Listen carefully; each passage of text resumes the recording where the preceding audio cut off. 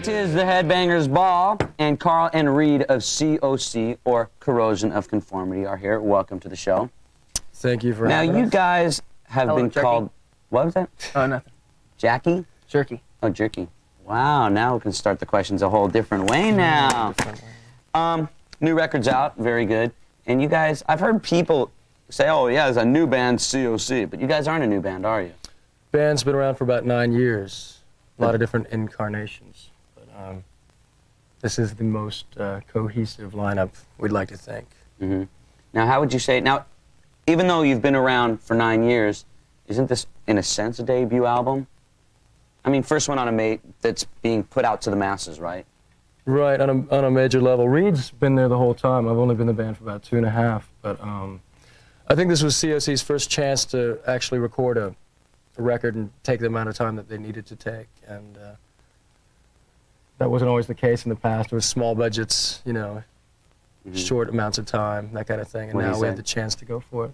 Now, since you have been in the band since the very beginning, how would you say that COC has changed in the past 9 years? Man, well, when we got together, it wasn't anything that serious. Like, I had just got my drum set like a month before we started, so it wasn't anything really that serious.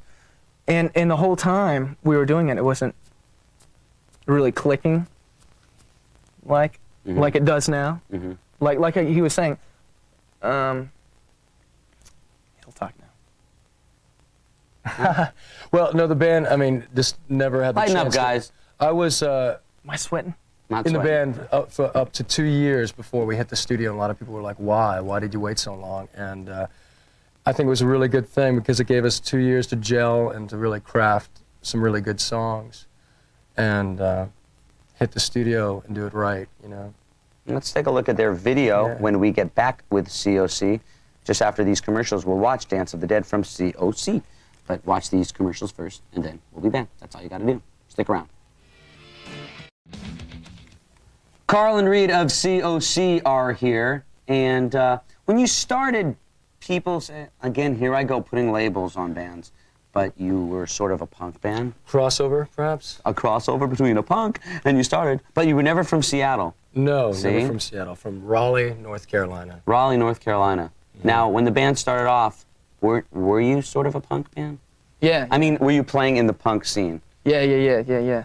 That's where we came from, the COC was thing. from the old school original wave of hardcore. Like Minor Threat and Black Flag and stuff like that. But now you have sort of crossed over into the rock and roll scene, as those other bands have not. Well, we'd like to think that the music industry's finally caught up to music, you know. Things have changed for the better, I think, with bands like Faith No More and Soundgarden and obviously Metallica paving the way.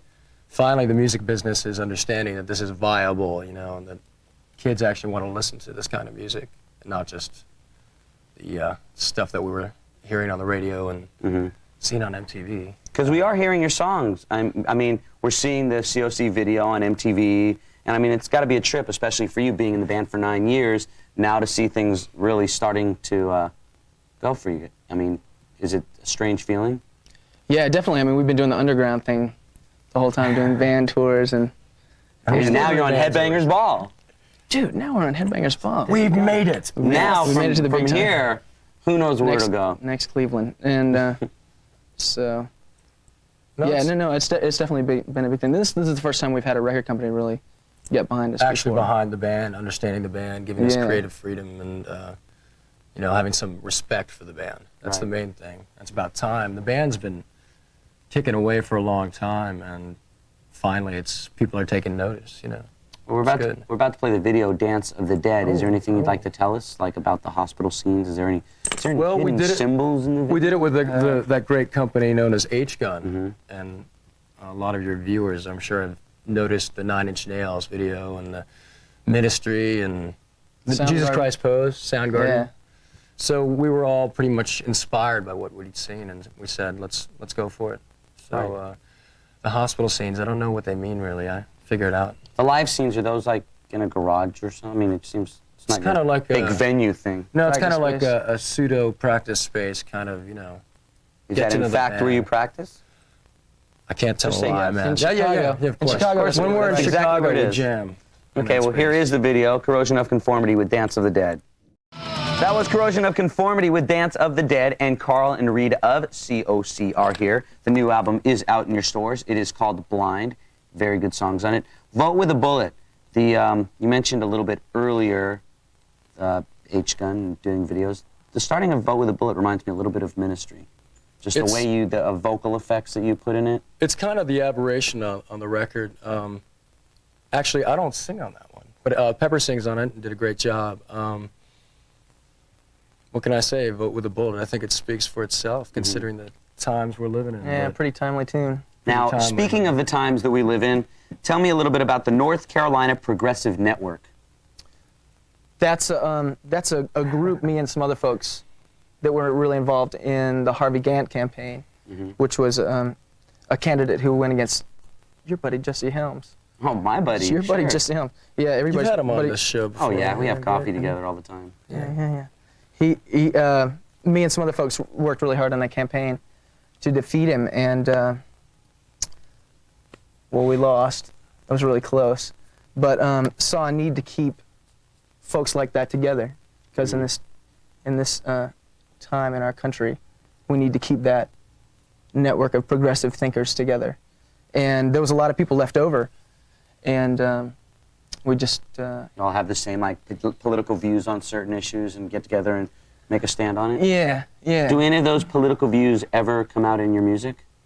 Well, the band's all about saying something. I mean, we'd hate to craft a good song and then kind of tarnish it with inane lyrics. You know, that's my standpoint. But I mean, we like to get down and get drunk and do whatever, just like anybody else, and rock out. You know, but you know, we could, I guess, at the end of our lives or the end of the day or from minute to minute, I couldn't live with myself if I didn't speak some peace. You know. Because I notice you've also been involved in PETA, abortion rights, and Klan Watch. Well, what we did is, on the record, we actually listed a bunch of organizations. We could have listed 10,000 of them. We just took a good cross-section, and, you know, we figured if people get stoked, get excited, maybe that's their chance to take it one step further and actually act out on those emotions that we... Have there ever been times in the band that some of you had completely opposite views on a subject, and you were supposed to do a song about something, and the views were completely different? It doesn't really happen that way. It just kind of, we're all from the same old school, the old punk school of kind of bitching and whining about the system, you know. And yeah, ideologically, we're, you know, it's a pretty cohesive and pretty straightforward theme. But with this record, the whole idea was not to write something that would be dated. All these things apply to things that have been going on since the dawn of time. I mean, it's not, we're not saying anti-Bush, or whatever, you know, it's about people and how they have maltreated each other from day one, pretty much, and it's going to keep going on. There's always been imbalance. And to change the subject real quick, you guys are also on the road right now with Prom. Yes, with Bullet La Volta. And with Bullet La Volta. Yeah. So great show. So everybody go check that out. I'm going to check out the shows quite a few times.